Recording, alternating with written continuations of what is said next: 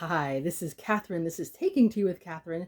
This is from Traditional Medicinals, I believe it's called, or Traditional Medicines.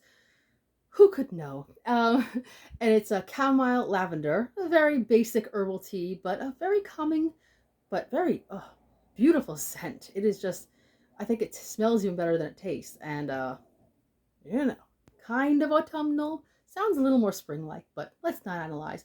Let's talk about what we really want to talk about in this video, which is Victober 2024. Now, this is my 6th Victober that I am participating in, and I am, is this the expression they use in the UK? That chuffed. I think so. Any British people watching, let me know if I used that properly. To be participating once again. It is a very fun, for me anyway, reading activity. I really love Victorian novels. They are sometimes, if I haven't been reading them for a while, a little daunting to get back to because of the language or whatever. But usually once I get started, it's like riding a bike. And I've been reading a lot of Victorian novels lately, so it's not such a big deal. But in case you're thinking I haven't read a Victorian novel in a while or since school, I'm trying to be a little reassuring. So Victober, in case you are new to either this channel or BookTube or Victober, you're new in some way. Victober is a month-long, that you can probably see, October, activity in which a bunch of readers on BookTube and who watch BookTube get together and, well, virtually, and read Victorian novels. What is a Victorian novel? Well, anything that was written in the reign of Queen Victoria, which was from 1837, which was her accession when her uncle died. I believe that was in June, and when she died in, I believe, January of 1901. So if you're going to get technical, the literature doesn't necessarily have to be, I said novel, doesn't have to be a novel. It could be some other forms of literature, including poetry, nonfiction, whatever.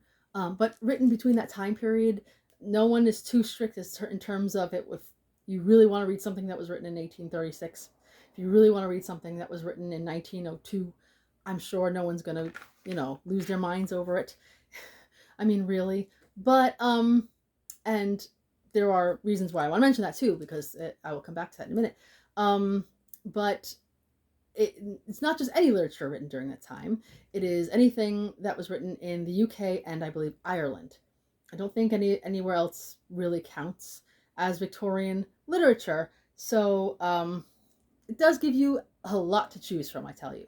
So much. When I was younger, I realized a lot of the 19th century literature I read was either Regency because of Jane Austen and French translations. So I really didn't read a lot of Victorian literature when I was younger, and I caught up on that soon after I rectified the situation.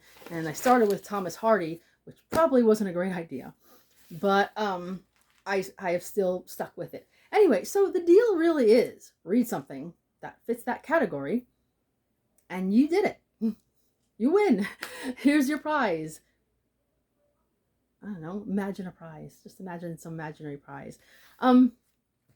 It's fun to use one's imagination, right?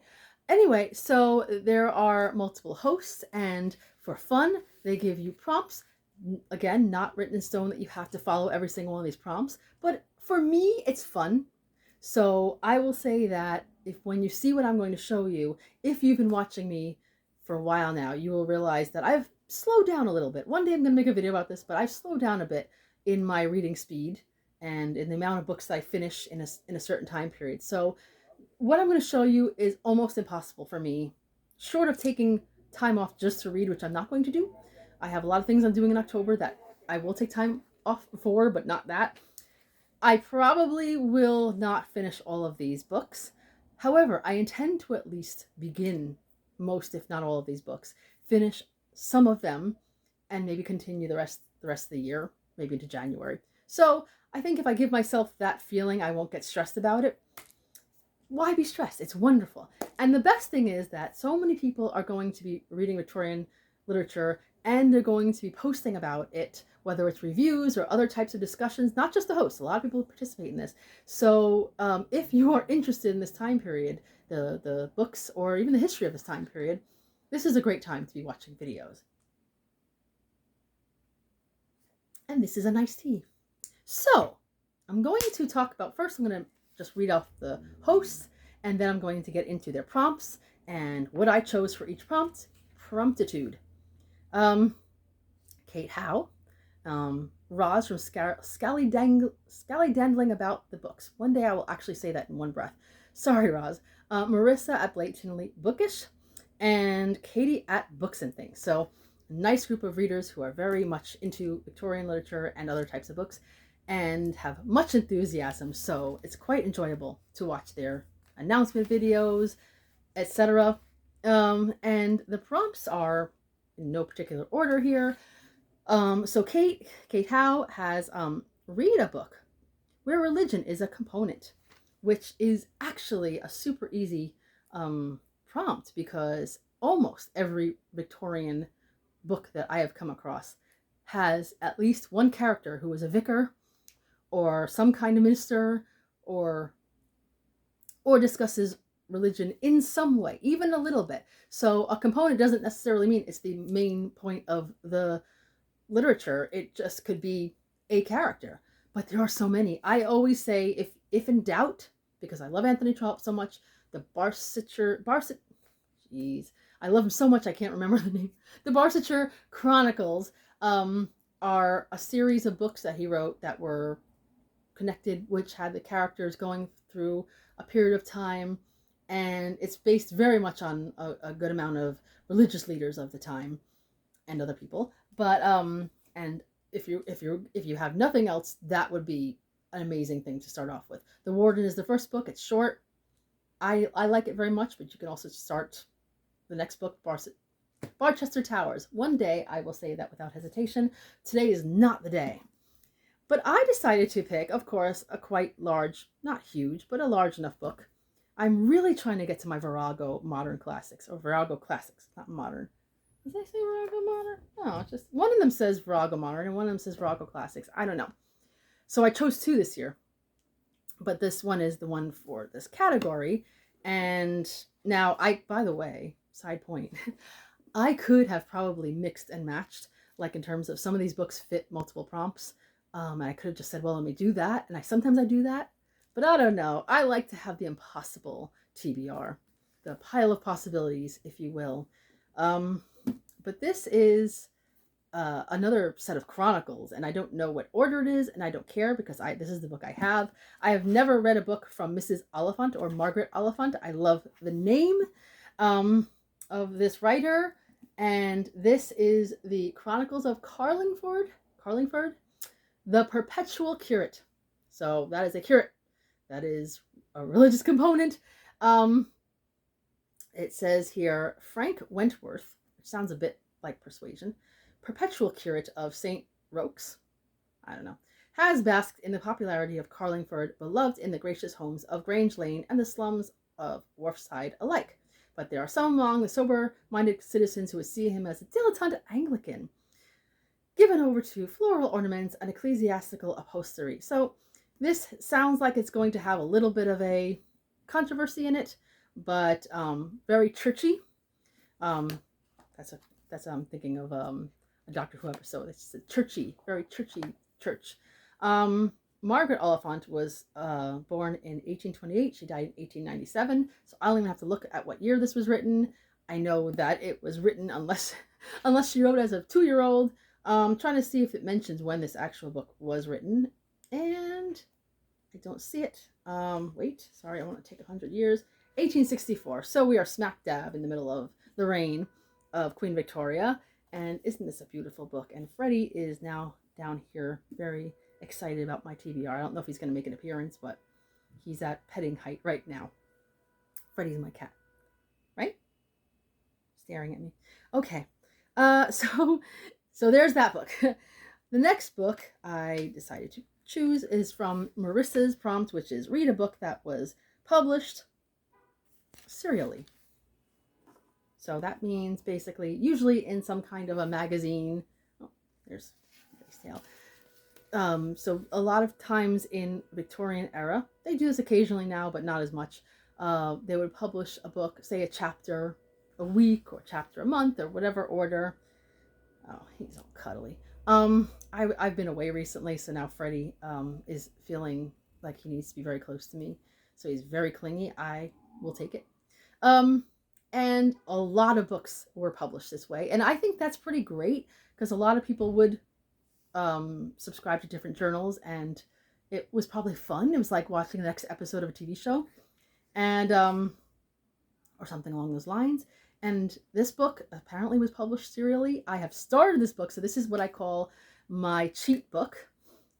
Usually it's a Trollope because I just couldn't wait to get into my Anthony Trollope book. I've been a little not reading too many Trollopes recently, which is not good for me because I need to.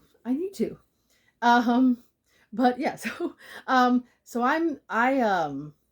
I picked this one, which I don't know if I'm pronouncing it right, and because I am just one bad pronunciation person today. Ayala's Angel. Look how worn down it already is because I've been enjoying it that much. I've had this book for an intense amount of time, and so I'm really glad that I'm finally reading it. And I know it's a TBR, but I have started, like I said. I'm over 100 pages in, and I really enjoy it so far. I really like it. So it's a story so far about two sisters who are orphaned, and now at this point they were used to a pretty nice, slightly charmed life, and now they're being separated to live with different aunts and uncles, and one has a good amount of money and the other one does not, and the story ensues. So yes, I think this would have been a great one to read serially at the time, but I'm going to read it like a book, which I've already done. But I will not give anyone else advice if they want to read it serially. Might take a little too long though for a month of October.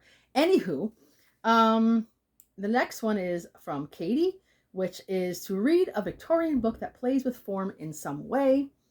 And this doesn't necessarily mean one particular way. There's different, sometimes it's having someone reporting on something, or making it like a collection of letters. Watch the announcement videos and you'll see the explanation.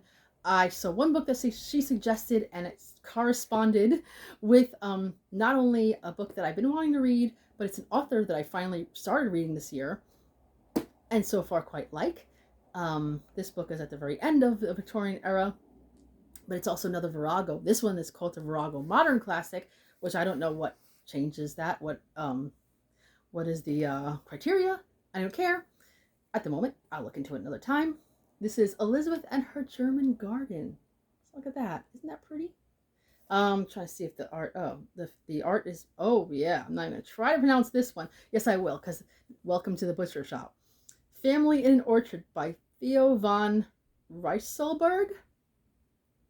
If anyone knows anything about Dutch artists, I'm assuming Dutch because it's from the Netherlands, then okay, so I will let you know how I'm getting on with this one. This is not as long. In fact, I think in this volume it is just over 200 pages, so I think I can really cover this one.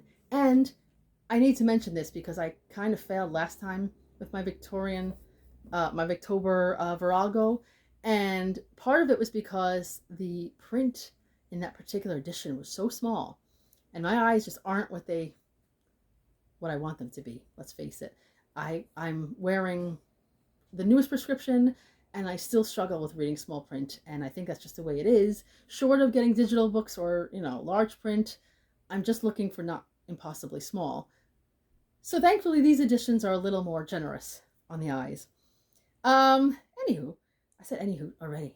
Okay. If I say it 3 times, is anywho gonna pop up? So Roz has experienced Victorian drama. Read, watch, or listen to a Victorian play. Now, I found at least one, I think I put my bookmark in here, play by George Bernard Shaw called Candida, a Mystery. And it seems to have been written, it says, completed in 1894. So definitely Victorian era, late Victorian era, but never mind. So it is in this huge volume, but it's not that long. So maybe I'll do that. I do struggle I have to admit, with reading plays, I just do. I just do. Sitting down and reading plays. Occasionally I could do Shakespeare, but even that is not, it's not like second nature to me. Sometimes I have to really pay attention to read plays. I don't know if it reminds me of school years or something, but it's just not something I gravitate towards, and that's okay. You know, we'll have something, but I can give it a shot. And but the prompt also says you can watch a Victorian play, and I have one in mind. I don't remember the name of the writer, but the name I believe is called Our American Cousin, and the reason why it's famous to Americans, at least, or at least some Americans. Americans really don't always. I don't want to be judgmental, but we're not always up on our history. But it's. I'm not a big uh, American history buff, especially the particular time period. But this was the play that Abraham Lincoln was watching when he was assassinated. Yeah. So, but it was written by a British writer, so it does count. It counts. So I did have the name of the writer, and I am totally prepared because I didn't bring it with me at this moment. But I did find a version of it on YouTube, so I might just be able to sit back and watch that, and look behind me a couple of times. um, and it's a little morbid, I know, to pick things for that reason, but you know what? What am I going to say? So, there's a bonus prompt, which is, oh, hold on a sec. All right. Itchy eye. Good times. Allergy season. Bonus prompt. Read something written by Wilkie Collins or Arthur Conan Doyle in honor of Jennifer Brooks and Alice in the Giant Bookshelf. Now, this is particularly one that I would really like to participate in. It was really difficult this year when I found out Jennifer Brooks is, dying. It was horrible, horrible news. We did a lot of us participated in a sort of tribute to her earlier in the year by reading books that she would have read or have wanted to read or talked about, and I really enjoyed it actually because really we had a lot of tastes in common, and I will continue actually to do that. I am still constantly reading books that I think she would have liked or books that I know she would have read. So I am all too happy to read a Wilkie Collins. For that reason alone would be enough. I remember how much she enjoyed Wilkie Collins. That was her favorite Victorian writer. And I have to say, so far he could do no wrong. Everything I've read by him, it's only been 3 books of his, but I have always enjoyed his novels, so this is not a chore to me. Anyway, but this is a book that I had as one of my classics or Victorian classics. I don't remember what I said earlier this year that I would like to read this year, and so I think it would be, talk about, taking care of goals here. And so I have I Say No by Wilkie Collins. So this, yep, she looks a little sad. When 18-year-old Emily Brown meets Francine Dessor, the new girl from the West Indies, at her school, she finds herself telling her the story of her father's death. Then, as Francine falls asleep, to Emily's dismay, the cold and imposing Miss Jethro comes into their room. "I believe I knew him," states her schoolmistress, and so begins Emily's desperate search to solve the mystery of how her father died 4 years previously. So it's a mystery. And I kind of like that because he's a good mystery, not sort of mystery writer, but more like a suspense-ish writer. The writing is slightly small, but still kind of doable for me. And I just like that I say no. I say no. But I say yes to this book. So I am excited about that. I haven't decided yet what of Arthur Conan Doyle's writings I will read.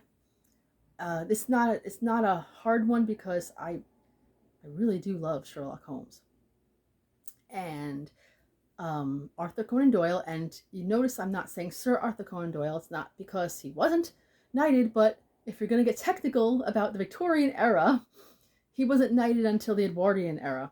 So he was not Sir during that time period. And I know that this is one that there's a bit of leeway because, excuse me, a number of Sherlock Holmes stories were written after Queen Victoria's death. So I think there's a little bit of a, well, hey, if you want to read something that was like in 1905, I think that's when was that when The Hound of the Baskervilles was written? Maybe, something like that. Then, don't hold back. I'm just trying to think of which story, one short story that I want to read, and I'm not sure which one it is yet. I will get to it at some point, but I think that's really nice, Alice. Yeah, Alice in the Giant Bookshelf. Sorry, I always think it's Alice at the Giant Bookshelf, but that doesn't make sense either. But it was such a great name. I know she was also into Poirot, and there are people who are reading Poirot this year. I think I should really read some Poirot this year as well, but I haven't gotten to him yet. I don't think I have. I've been watching, but anyway, that is a side tangent. There are some group reads. There is the group read for Victober, uh, and I have it out of the library. I think this is the only book that is not of my own home possession library. This is from the NYPL, and this is Mary Elizabeth Braddon, The Doctor's Wife. And I only read one book by this author, and that was a couple of Octobers ago, and I believe it was called Lady Audley's Secret. And I really enjoyed it because there were some pre-Raphaelite elements, which is something I would love to discuss again in October. We'll see if I can get to that. I don't know, but whatever I discuss will be something or other. And I did like that book a lot. This might be a little bit different. I hear there's like a spoiler for another book that I haven't finished yet, and I don't care at this point because I've been spoiled about that book enough that it's okay. This picture I've seen before. Let's see what this is. Oh, it's cut off by the sticker, but it's called Faraway Thoughts. So she's having some faraway thoughts with her pretty dress on a bench. I want to try to replicate this, but it wouldn't look good coming from me, I don't think. I'd probably look a little bit whiny. Anyway, so I'm excited about that one, and I have another group read that's not this group, but we read Victorian books, and I believe this is for the month of October. I'm going to read it either way. This is an author that I have never read, and this is a great grief to me, which sounds weird, but it is. If you look above me, you see that those books that look alike next to the print, that it's a pre-Raphaelite print. Yeah, those are a bunch of books that I picked up in 2019 in Argosy Books in Midtown, which is a wonderful, by the way, bookshop. If you ever get to Manhattan and you want to see an old school looking bookshop that is like amazing, they used to have books outside that were $1. They've gone up since then. Actually, they started shortly after I bought these books, and I was a little upset because, breaking with tradition, but life is the way it is. But as they were $1, I believe they were $1 when I picked them up. Trying to see if there's a written like price in here, and I'm not seeing it. So, whatever. But this is exciting either way because this is a pretty old edition. This one says 1910, so that's a pretty old edition. Or now it says copyright 1906 by Current Literature. Obviously, it was written before that. And I don't know the exact year it was published, but I'll find that out. Sorry about that. Either way, it is Treasure Island by Robert Louis Stevenson. And I honestly, what really bothers me is that I went to a writer's museum in Scotland, in Edinburgh, in 2017. So now we're 7 years ago. And it was mostly featuring Scottish writers. And as a result, there was at least one writer who I hadn't started, who I did start reading after that, a mystery writer. I didn't really continue with his books, but I remember seeing Stevenson and saying, I really should read a book by Stevenson, like one. And I hadn't. And then I got these books, and I even have a collection of essays called Virginibus Purisque, which is mentioned in 84 Charing Cross Road. I still haven't read it. I am ashamed deeply. So when I saw that there was going to be an opportunity to read this, and, a slightly time-sensitive opportunity to read this, I'm very excited about that. I will let you know how I get on and how I like it. It sounds a little bit not totally up my alley, a little adventure-y and stuff. It's not what I normally gravitate towards, but It's a little too bad that Talk Like a Pirate Day is past, because I would have enjoyed combining those two things, but avast. So that's actually quite a lot of books. I didn't add up how many pages they were in their entirety, but that's a lot for me personally to complete, but I don't care. I'm going to enjoy myself, and I'm going to try to fit in some kind of nice tea thing. Something, I'm trying to fit in things that are slightly Victorian in October. Trying to not be a Victorian invalid, which is not a word that we use very much anymore, but you know what I mean, that whole, oh.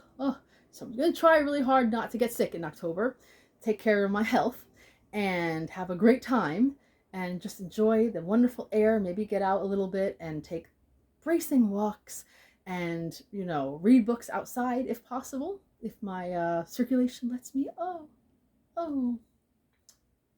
I can't. It's just so hard. I'm not doing an accent anymore, don't worry. If you stuck around this long, you're probably regretting it at this point.